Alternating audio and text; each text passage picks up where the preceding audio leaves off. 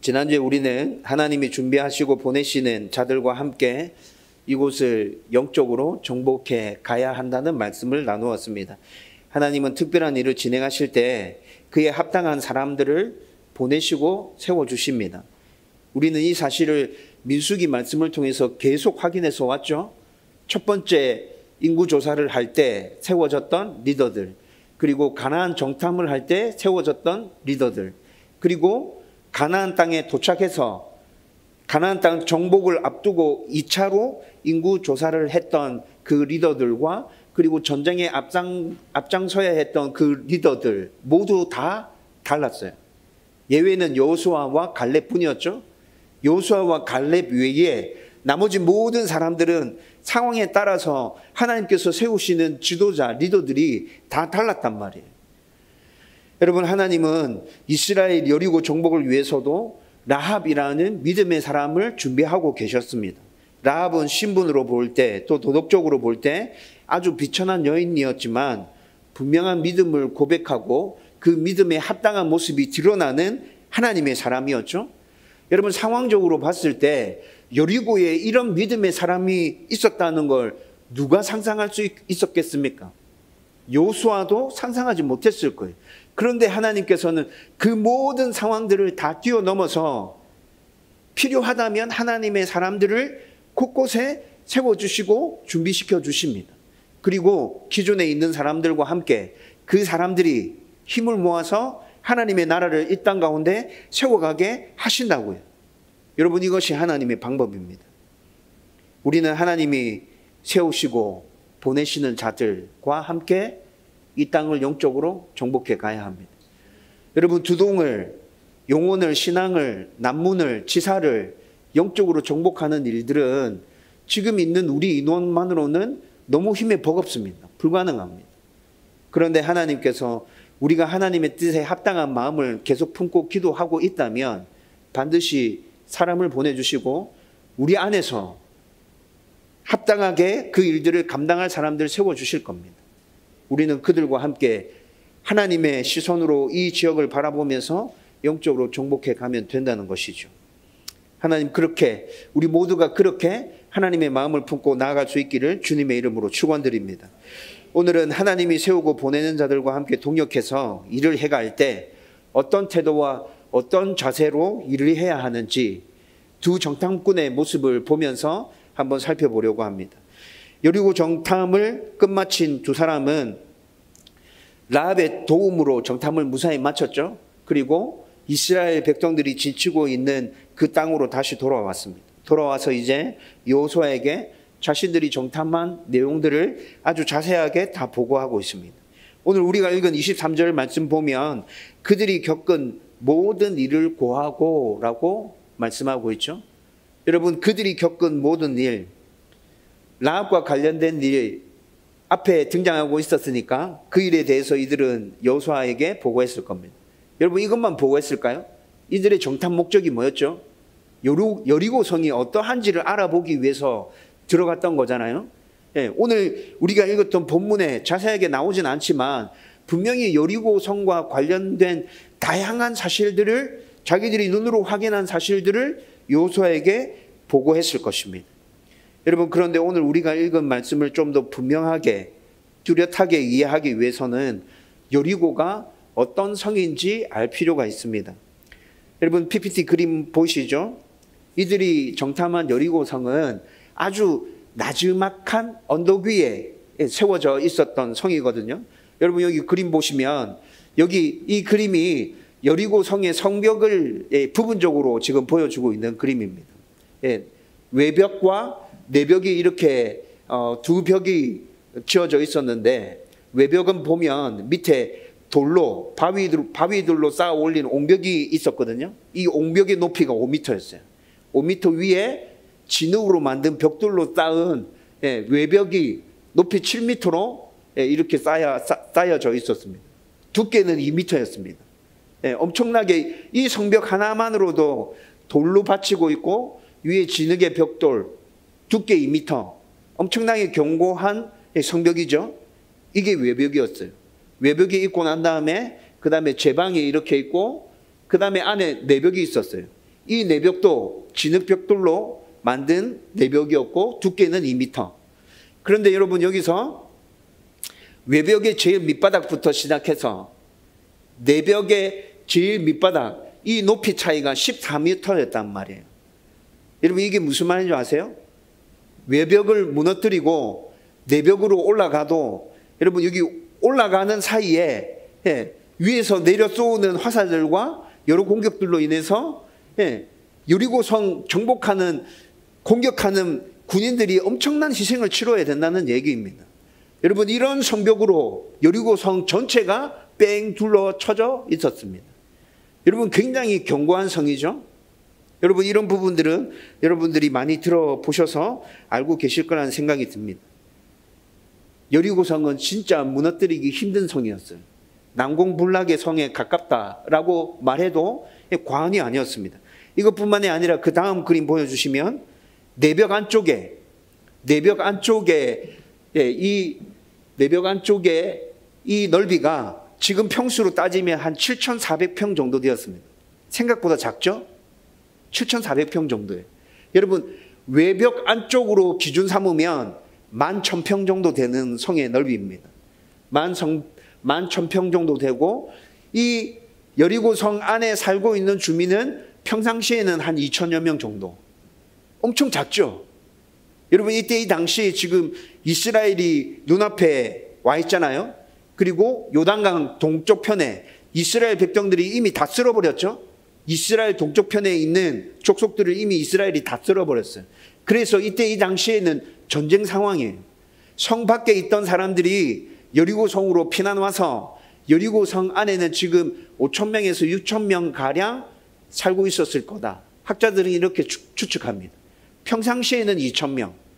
지금 현재 전쟁 상황이라서 5,000명에서 6,000명 정도 여리고성에 사람들이 들어와 있다. 여러분 생각보다 여리고성 정말 작지 않습니까? 네.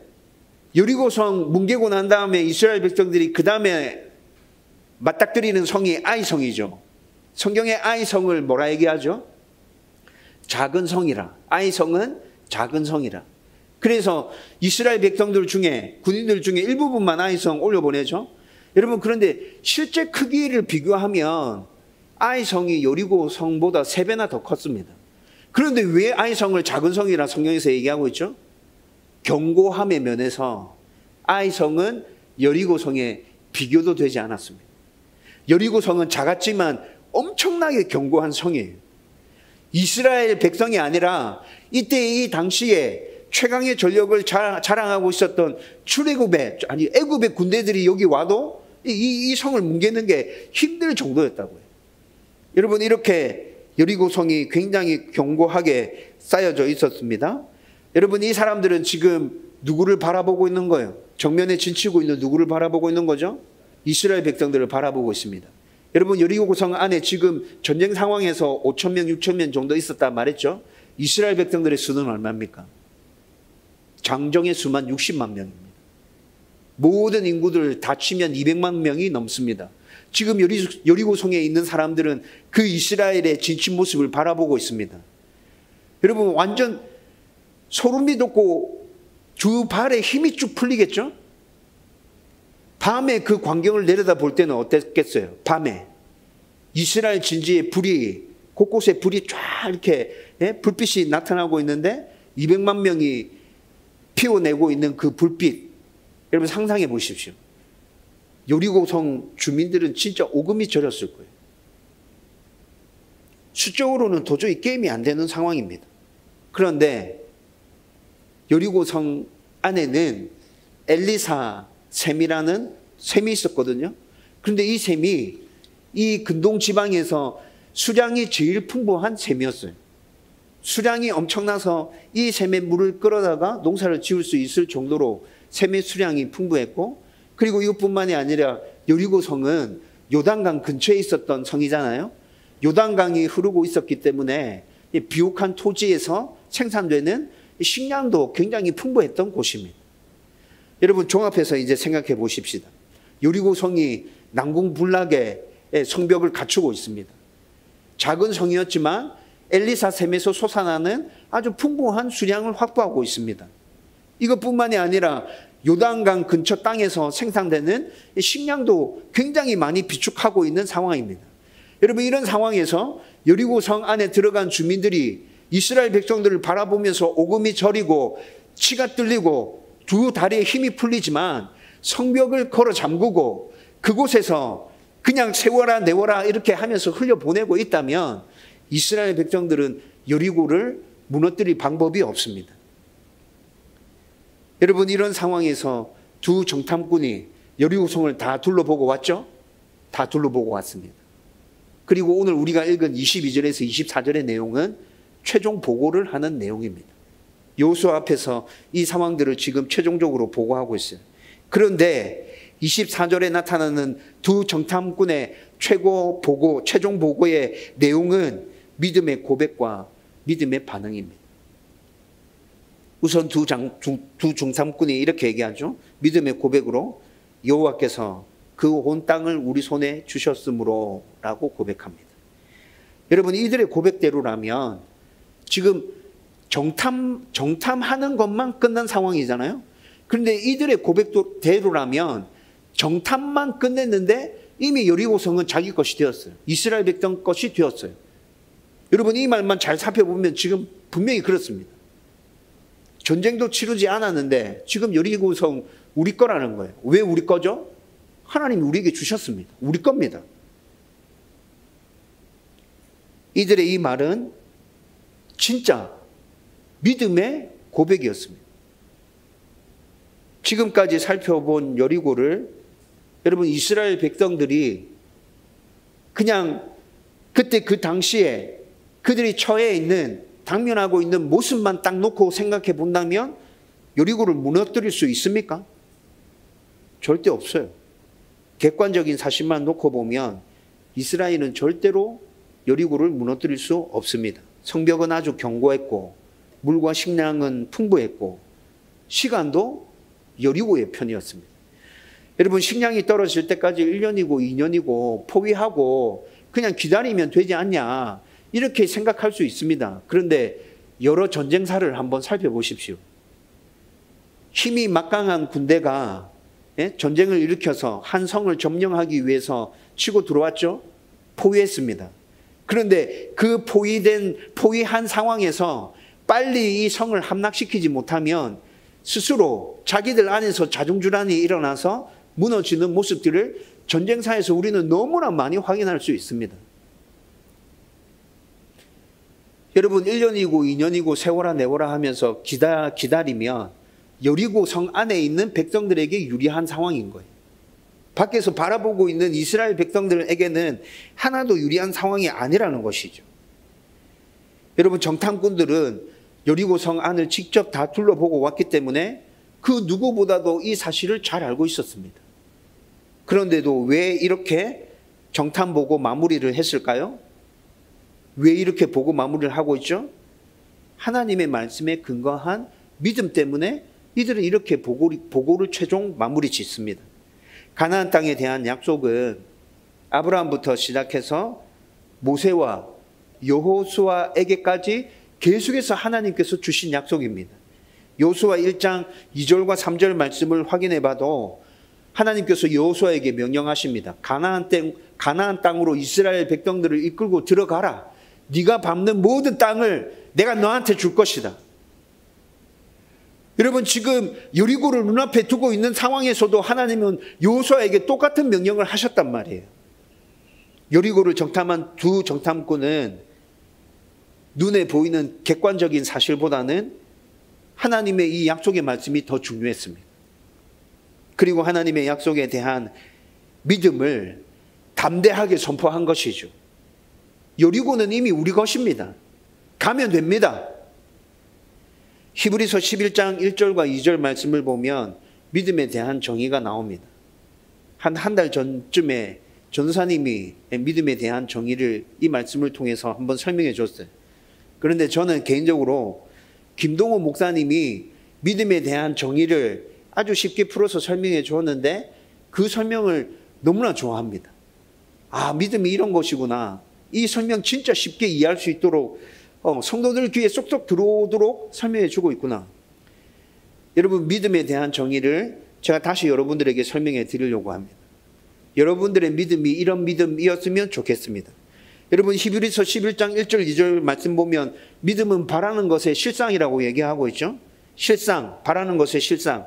믿음은 하나님 약속이 눈앞에 실현되지 않았지만 마음과 생각으로 그것을 바라보고 있는 것입니다. 바라는 것의 실상이다.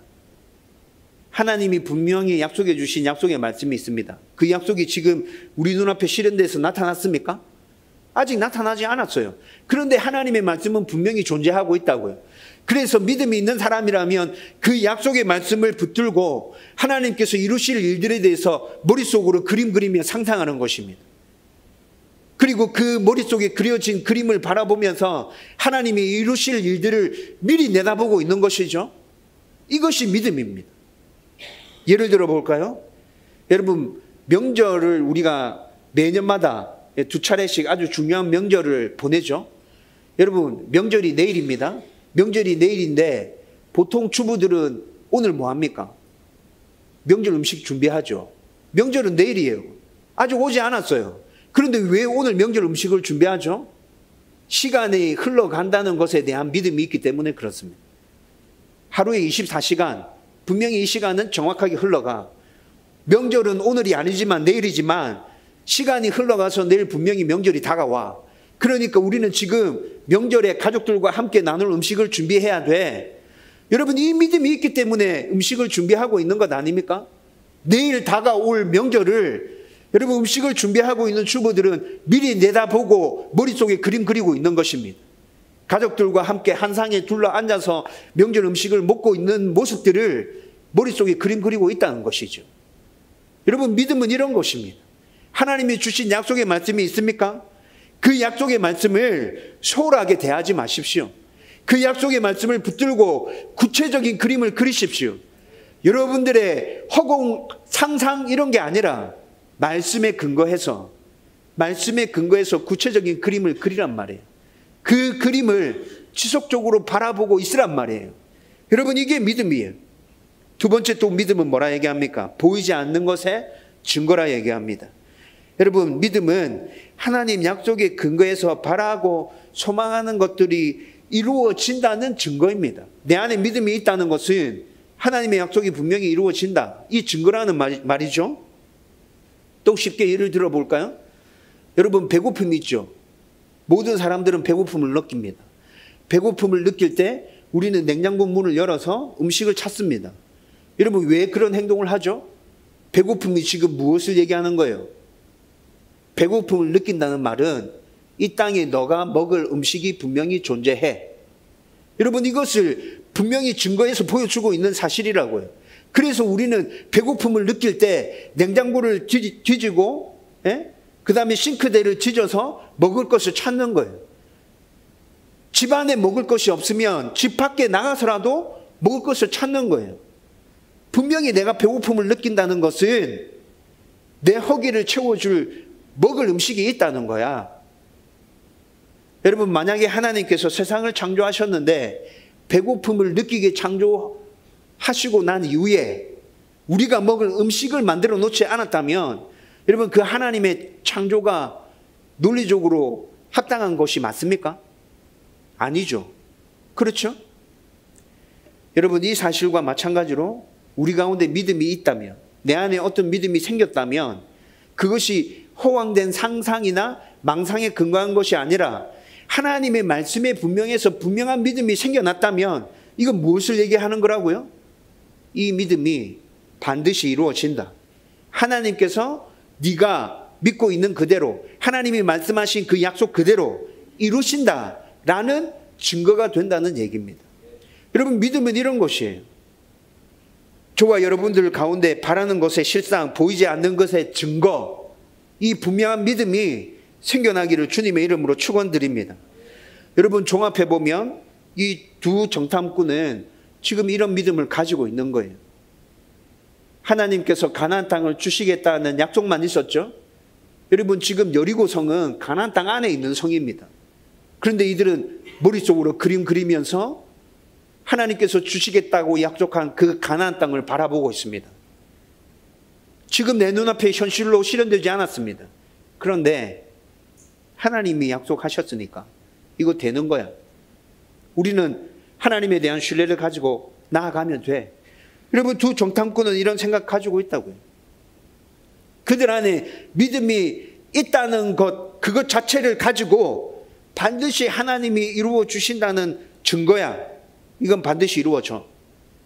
여러분, 지금 이 믿음을 가지고 이 두 정탐꾼이 확신에 차서 이렇게 최종 보고를 하고 있는 거라고요. 우리도 두동을 영적으로 정복하려면 여러분, 이런 믿음을 가지고 있어야 됩니다. 하나님의 약속이 지금 눈앞에 실현되지 않았지만 여러분들 마음과 생각으로 하나님의 말씀에 근거해서 머릿속에 그림 그리십시오. 여러분, 지금 밖에 나가서 바라보면 아무것도 안 보이죠? 예, 풀들과 나무밖에 보이지 않습니다.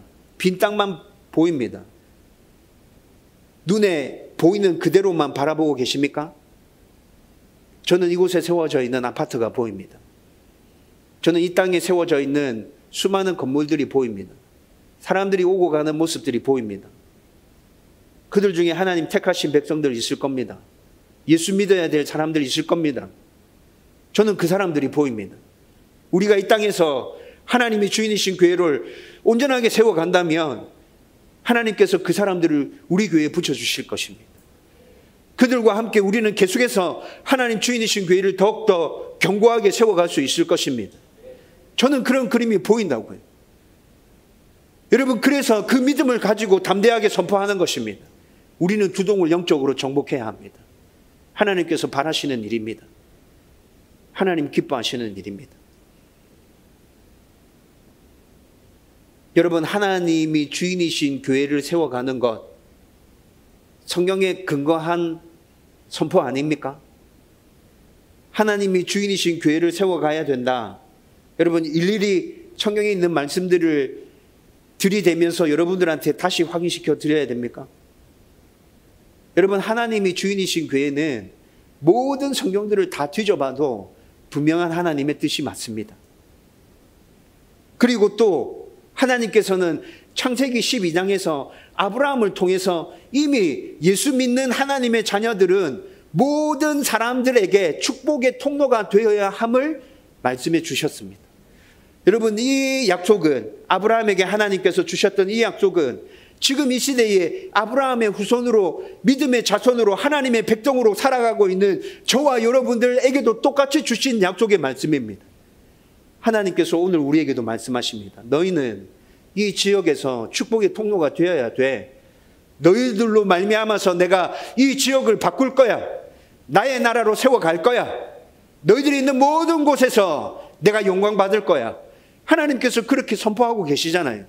일일이 말씀을 또 말씀드리면서 확인시켜 드려야 합니까? 여러분, 이미 하나님께서 주신 약속의 말씀들이 너무나도 분명하게 우리에게 있습니다. 여러분, 우리는 그 말씀을 붙들고 그 말씀에 근거한 그림을 그려 나가면 됩니다. 그 말씀에 근거해서 거룩하게 상상하면 됩니다. 그것이 믿음입니다. 그림 그리고 있는 이 모습이 2년, 3년, 5년, 10년 지나서 내 눈앞에 확인되어질 거야. 여러분, 그렇게 믿고 나아가는 것이 믿음이라고요. 따라서 우리는 하나님의 명령과 약속에 근거해서 두동을 영적으로 정복하기 위한 믿음의 선포를 해야 합니다. 오늘 정탐꾼의 선포처럼 믿음으로 고백해야 된다고요. 우리는 하나님에 대한 분명한 신앙 고백과 말씀에 순종하면서 하나님이 주인이신 건강한 교회를 이곳에서 계속 세워나갈 것입니다. 이곳에서 드리는 모든 예배와 찬양과 기도를 통해서 성령의 물을 우리가 끌어올려서 이 지역 가운데로 계속 흘려보낼 것입니다. 전도와 긍휼의 사역으로 하나님 사랑을 계속 나누며 영적으로 죽어가는 많은 사람들을 살려낼 것입니다. 이 지역을 살리고 변화시키면서 하나님을 드러내고 그분의 영광을 선포하는 교회가 될 것입니다. 이런 모습을 마음과 생각으로 그리면서 믿음으로 담대하게 두동의 영적 정복을 선포하십시오. 하나님, 우리 교회가 그 일을 감당하겠습니다. 할 수 있습니다. 하나님 도와주시면 얼마든지 가능합니다. 저와 여러분들이 이런 믿음의 고백, 선포를 할 수 있기를 주님의 이름으로 축원드립니다. 다음으로 이렇게 믿음을 고백한 정탐꾼은 믿음의 반응으로 보고를 마무리 짓습니다. 24절 후반부 말씀에 이렇게 얘기합니다. 그 땅의 모든 주민이 우리 앞에서 간담이 녹더이다. 그 땅의 모든 주민이 우리 앞에서 간담이 녹더이다. 여러분, 이 말 안에 담겨져 있는 의미가 뭐예요? 전쟁 끝났어요. 해볼 필요도 없어요. 그들은 이미 겁먹고 바짝 쫄아 있어요. 우리 그냥 들어가면 돼요. 갑시다. 여러분, 이 의미가 이 말 안에 담겨져 있는 거 아닙니까? 분명히 이 의미가 담겨져 있습니다. 그런데 여러분, 정탐꾼이 했던 이 말은 그들이 지어낸 말이 아닙니다. 그들이 그냥 쭉 여리고 상황을 둘러보고 그 주민들의 상황을 둘러보고 아, 이들은 지금 간담이 다 녹았구나 생각해서 한 말이 아니라 여호수아 2장 9절 말씀에 보면 라합이 했던 말을 그대로 옮겨놓고 있습니다. 여러분, 라합이 이렇게 얘기했다고요. 여리고 성 안에 살고 있는 라합이 자기와 함께 살고 있는 이웃들을 보니까 이스라엘 백성들을 바라보면서 간담이 다 녹았어요. 오장육부가 다 녹아내렸다고요. 실제로 다 녹아내렸다는 말이 아니라 이건 무슨 말이죠? 완전 쫄아있다는 얘기예요. 벌벌벌벌 떨고 야, 우리 이제 끝났다. 이제 우리 다 죽었다. 여러분, 이런 상황이 지금 여리고성 안에 뒤덮고 있단 말이에요. 우리는 설교 앞부분에서 여리고가 어떤 성인지 충분히 살펴봤었습니다. 두 정탐꾼은 두 눈으로 이 사실을 다 보고 왔죠? 직접 확인하고 왔어요. 그런데 보고를 마무리하면서 그들이 최종적으로 말한 것은 이스라엘 백성들이 바라보고 있는 여리고의 어떠함이 아니었습니다. 이스라엘 백성들이 바라보고 있는 여리고의 어떠함이 아니라고요. 여리고가 바라보고 있는 이스라엘의 주인 되신 하나님에 대한 보고로 최종 결론을 짓고 있습니다. 여리고 백성들이 이스라엘을 바라보고 있는 그 시선으로 이 보고를 최종 마무리 짓고 있다고요. 다시 말씀드리면 정탐꾼들이 보고 온 겉으로 드러난 여리고 성의 어떠함은 하나도 중요하지 않았다는 말입니다. 이 정탐꾼들에게 있어서 여리고 성의 어떠함은 하나도 중요하지 않았습니다. 왜 그렇습니까? 사람들이 볼 때 여리고 성은 난국불락의 성이었고 엄청난 성이었습니다. 그렇지만 하나님께서 보실 때는 그 여리고 성 그냥 한번 훅 불면 날아가는 성이에요. 여러분, 이들은 사람의 시선으로 그 여리고 성을 바라보고 있는 게 아니라 하나님의 시선으로 지금 그 성을 바라보고 있다는 것입니다. 지금 이들은 믿음 위에 굳게 서서 하나님의 눈으로 여리고를 바라보고 있었고, 그래서 겉으로 드러난 여리고의 어떠함은 눈으로 보았고 알았지만 크게 부각시키고 싶지 않았어요. 외벽과 내벽이 그렇게 높게 견고하게 쌓여져 있는 게 그게 뭐 어째서? 사람들이 점령할 수 없다고? 뭉갤 수 없다고? 그게 뭐 어째서? 자기들이 보고 온 여리고의 겉모습은 중요하지 않았어요. 단지 여리고 주민들이 이스라엘을 바라보면서 그들 내면 안에서 어떠함이 생겨나고 있는데 그 어떠함에 포커스를 맞춰서 두 정탐꾼이 얘기하고 있습니다. 여리고성 주민 안에 생겨난, 내면 안에 생겨난 그 어떠함은 어떤 것이죠? 이스라엘 백성들 가운데 거하시는 이 세상 만물의 창조자 되시는 하나님을 바라보면서 생겨난 두려움과 공포입니다. 이 두 정탐꾼은 그 사실을 보았습니다. 아, 이 사람들 안에 두려움이 있구나.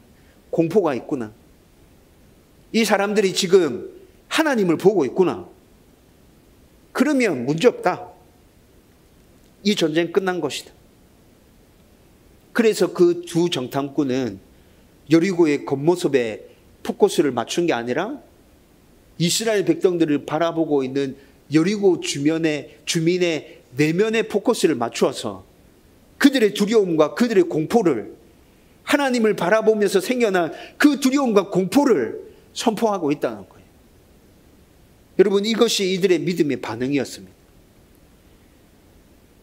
우리에게도 두동 영적 정복에 대한 분명한 믿음이 있다면 그에 합당한 믿음의 반응이 반드시 나타나야 합니다. 분명한 믿음 가운데서 분명한 신앙 고백과 말씀의 순종함으로 하나님이 주인이신 교회를 더 온전하게 세워가기 위해서 저와 여러분들이 한 마음으로 진짜 열심히 몸부림 쳐야겠죠? 여러분, 이 몸부림의 모습이 하나님 주인이신 교회에 대한 믿음에 합당한 반응이라는 거고요. 하나님이 주인이신 교회를 세우고 싶다고 계속 말하면서 저와 여러분들 안에 하나님이 주인이신 교회를 세우기 위한 그 몸부림의 모습이 나타나지 않는다면 우리는 믿음의 반응을 전혀 하고 있지 않은 것입니다. 예배와 기도의 모임들, 우리의 교제 가운데 하나님께서 임재하시고 우리 가운데 은혜를 부어주시고 그 은혜들이 지역사회 가운데로 계속해서 흘러나갈 것들을 기대하면서 우리는 이런 일들을 소망하며 더욱더 우리가 할 수 있는 일들에 대해서 최선을 다하며 노력해야 합니다. 이런 모습이 저와 여러분들 가운데 나타나지 않는다면 여러분, 우리 가운데 있어야 될 믿음의 반응의 모습이 없는 거예요. 여러분, 매주일마다 예배에 나올 때 어떤 마음으로 예배에 나오십니까? 예배 드리는 것이 힘들고 귀찮고 빠지고 싶은 생각 드는 그때도 여러분들은 예배 자리에 나올 때 있을 겁니다. 여러분, 저는 매주일마다 예배 드리기 전에 하는 기도가 아주 간단합니다. 아이들의 기도처럼 아주 간단합니다. 복잡하게 기도하지 않습니다.